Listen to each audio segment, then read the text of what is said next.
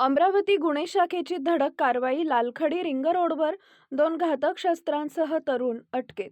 अमरावती शहरात अवैधरित्या शस्त्र बाळगणाऱ्यांवर कारवाई करत गुन्हे शाखा अमरावती शहर यांनी लालखडी रिंग रोड परिसरातून एका तरुणाला 2 घातक शस्त्रांसह अटक केली आहे.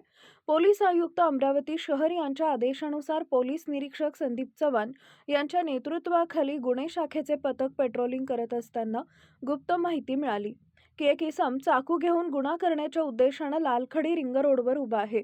त्यानुसार सापळा रचून संबंधित इसमास ताब्यात घेण्यात आले. तपासादरम्यान आरोपीकडून एक लोखंडी धारदार चाकू व एक चायना चाकू जप्त करण्यात आला असून आरोपी विरुद्ध पोलीस स्टेशन नागपुरी गेट इथं आर्म्स ॲक्ट कलम 4/25, महाराष्ट्र पोलीस कायदा कलम 135 अन्वये गुन्हा दाखल करण्यात आला आहे. शेख अरसलान शेख मस्जिद वय वर्ष 19 राहणार हजरा नगर लालखडी अमरावती असं अटकेतील आरोपीचं नाव आहे. घातक शस्त्रे किंमत अंदाजे 2,000 रुपये त्याच्याकडून जप्त करण्यात आले आहे. ही कारवाई पोलीस आयुक्त राकेश ओला अपर व वरिष्ठ पोलीस अधिकाऱ्यांच्या मार्गदर्शनाखाली गुन्हे शाखेच्या पथकानं केली आहे.